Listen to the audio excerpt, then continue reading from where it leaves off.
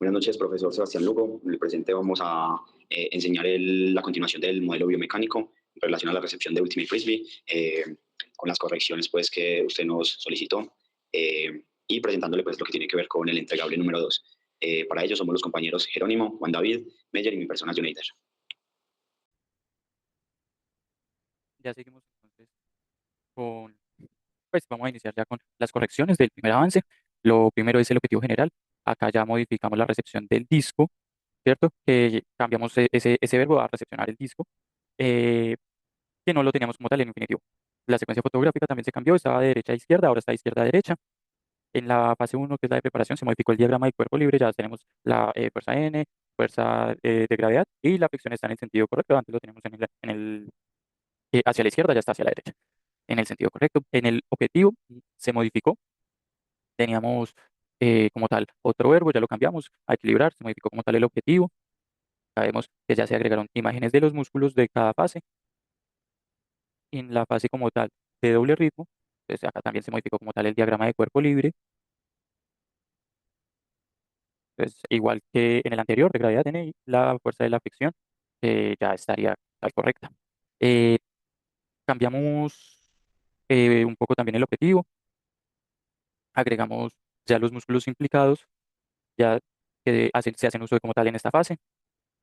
Los factores críticos también pues los tenemos ahí. En la fase como tal ya de propulsión, igualmente que en los anteriores diagrama de flujo se modificó, acá también se modificó como tal el objetivo, ya tenemos como tal pues propulsar el cuerpo mediante la flexión eh, para que pues sea más acorde a la fase. También se agregaron como tal los músculos, los factores críticos. Y en esta cuarta fase, que ya es la recepción del disco, antes lo teníamos como una fase de vuelo, entonces se modificó como tal a recepción del disco, por lo cual también modificamos el objetivo completo. Acá podemos ver el diagrama del cuerpo libre, nada más con la fuerza de gravedad, y entonces el objetivo ya quedó como tal de recepcionar el disco, ¿cierto? Que se hizo como tal ya la modificación de este objetivo.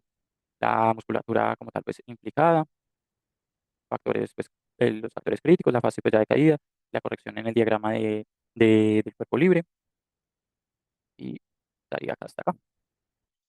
Listo, ahora vamos a pasar al diagrama y vamos a dar la justificación del por qué. En primer lugar, utilizamos, pues, principalmente utilizamos tres artículos de lo que se logró encontrar pues, en cuanto a Ultimate. En primer lugar, la investigación sobre la flexibilidad de los isquiotibiales y su relación con el rendimiento en jugadores universitarios de Ultimate Frisbee.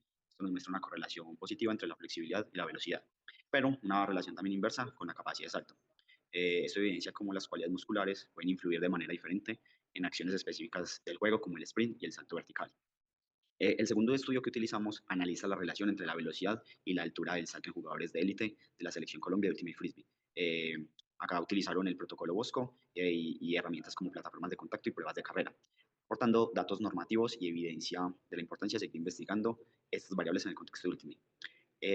Por otro lado, el estudio sobre entrenamiento biométrico en jugadores de Ultimate ofrece una perspectiva sobre la fuerza explosiva y su desarrollo. Aunque los resultados no fueron estadísticamente significativos, su diseño permite reflexionar sobre la eficacia de los programas de entrenamiento y su impacto en el rendimiento biomecánico. Ya en cuanto al soporte técnico, los estudios que analizan el Drop Vertical Jump y el Counter Movement Jump aportan evidencia sobre la fiabilidad de los parámetros cinemáticos y cinéticos del salto, destacando la importancia de las articulaciones de la cadera, la rodilla, el tobillo, así como del uso de herramientas avanzadas como plataformas de fuerza y electromiografía. Ya finalmente, el estudio comparativo con otros deportes demuestra que las demandas biomecánicas del Ultimate son diferentes a las de disciplinas como el baloncesto o el fútbol, lo que justifica la necesidad de estudiarlo desde una perspectiva propia. En conjunto, todos estos estudios construyen un marco conceptual sólido que justifica el análisis biomecánico en jugadores de Ultimate Frisbee, aportando evidencia científica sobre los factores musculares y articulares que influyen en el rendimiento y fortaleciendo la validez del presente trabajo. Bueno, seguimos con los Excel. Vamos a empezar con cinemática lineal, donde vamos a mostrar el de rodilla. Tenemos en el Excel que el tiempo está medido en milisegundos, X y Y en centímetros, donde tenemos que X y Y suavizado. Tenemos aquí de la articulación de la rodilla el nombre de cada fase y desde dónde va. Son 5 fases. Aquí, como podemos ver aquí, por ejemplo, aquí en la velocidad, tenemos la velocidad mínima y la velocidad máxima de cada una de las fases. De aquí después, velocidad mínima y velocidad máxima. Aquí en movimientos acelerados, vamos a mostrar un ejemplo, por ejemplo, aquí en la fase número 3, donde, en resumen, tenemos movimientos acelerados y desacelerados, y se detalla cada dirección de la aceleración, en el eje horizontal y en el eje vertical. Tenemos, por ejemplo, acá, donde mostramos que la velocidad y la aceleración son negativas. Aquí donde la velocidad es positiva, v negativa, y la aceleración es negativa. Acá tenemos que las dos son positivas, y aquí la velocidad es positiva y la aceleración negativa. Tenemos 7 aceleraciones y 7 desaceleraciones en total. Aquí tenemos cada cinemática lineal de cada articulación. Bueno, seguimos con cinemática angular. Aquí tenemos la de cada articulación. Vamos a mostrar el antebrazo. Tenemos que en el antebrazo tenemos 3, distal, principal y proximal, donde acá podemos ver que la distal A1, la principal en A2 y la proximal A3. Y como ver lo mismo, evaluamos la distal, la principal y la proximal, caco y hombro, para evaluar los elementos, el antebrazo y el brazo. Aquí tenemos también lo de cada fase.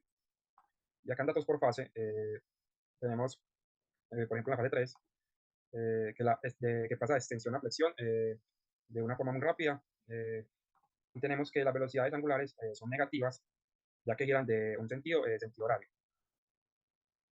Tenemos que la longitud del antebrazo, la longitud del brazo son de 0,25. Bueno, como el programa pidió, mostramos cada una de las extremidades de una lineal. Aquí tenemos la muñeca, las enlaces de datos, control, las gráficas y de datos por fase. Tenemos la cadera, también con sus respectivas zonas gráficas, datos por fase. Tenemos también la del hombro, también con sus respectivos datos, sus gráficas. Tenemos aceleraciones, posiciones, velocidad. Tenemos la de tobillo, también con todas sus respectivas zonas. Y tenemos la del codo. La del codo. Y anteriormente demostramos la rodilla. Y en angular también tenemos todos los segmentos, antebrazo, muslo, pierna, tronco. Anteriormente tenemos antebrazo, ya todas están hechas también. Con sus gráficas, con sus datos respectivos. Muslo.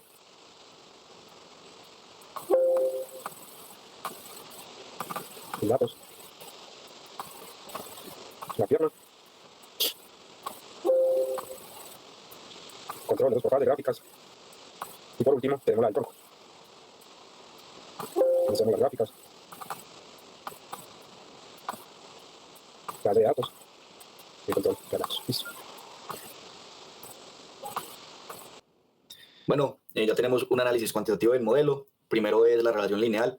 Tenemos que hay una relación entre la velocidad de las articulaciones muñeca, codo, hombro, cadera, rodilla y tobillo, en donde en la primera fase, que constituye desde los 0 segundos hasta los 0,17 segundos, tiene unas características. Esas características son de que hay velocidades bajas, no hay oscilaciones como tales, ya que el cuerpo se está estabilizando previo al impulso. Esto nos da la interpretación de que el tobillo, la rodilla y la cadera muestran pequeñas oscilaciones, por lo tanto hay una activación postural. El hombro, el codo y la muñeca mantienen un control fino sin grandes desplazamientos.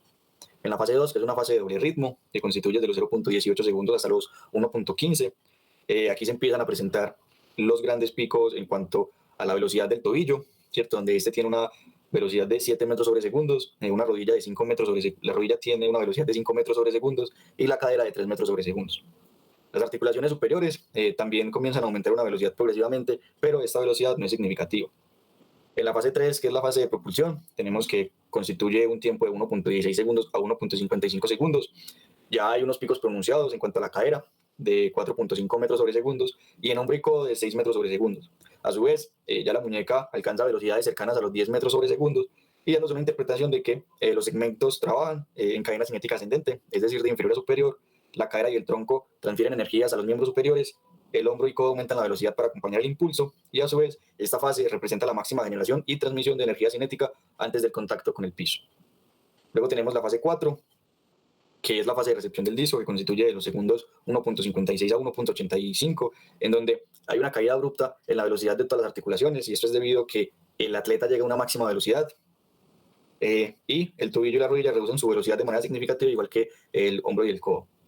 Es la fase donde hay una desaceleración controlada, ya que el cuerpo absorbe energía, del objeto del movimiento, y los músculos actúan de forma excéntrica, que son el cuádriceps, el glúteo, el deltoides, el bíceps y los extensores de muñeca. Por último, tenemos la fase 5, que es la fase de caída, que constituye los tiempos de 1.86 a 2.52 segundos, en los que las velocidades descienden progresivamente hasta valores cercanos a 0 metros sobre segundos y se mantienen pequeñas oscilaciones en cuanto a hombro y muñeca. En esta fase, pues, se disipa la energía remanente, básicamente es que el cuerpo ya establece su posición para progresivamente tener una nueva fase de movimiento.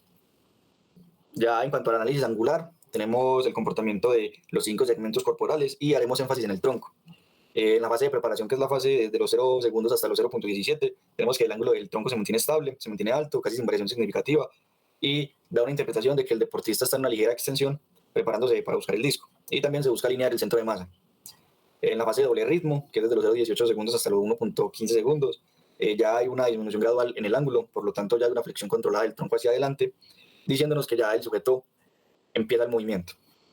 A su vez, esto reduce pues, el momento de inercia, por lo que se compacta el cuerpo para posterior pasar a la fase 3, que es la fase de propulsión, donde se comprenden los tiempos de 1.16 y 1.55 segundos.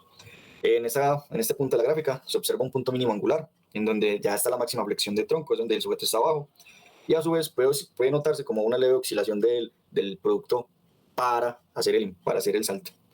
En una interpretación, hay una flexión del tronco para realizar una extensión del mismo al momento de ejecutar la siguiente fase.